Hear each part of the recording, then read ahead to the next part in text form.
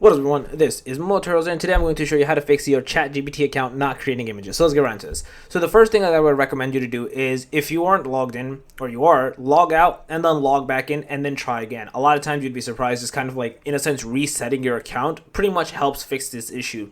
If it still doesn't work, the next thing to do is try to log in either in incognito browser or via VPN. It's possible that you either did the request too many times or from your specific location, it's too much, let's just say, burden on the server, right? And it's not pretty much generating the image. It's just taking too long because you don't have ChatGPT Plus or Pro or whatever, right? So that could be the next reason. So pretty much either try to log in via incognito and go from there, or either utilize a VPN or a browser such as Opera that has VPN inside of it to pretty much log in and then try to generate the image and request and then go from there.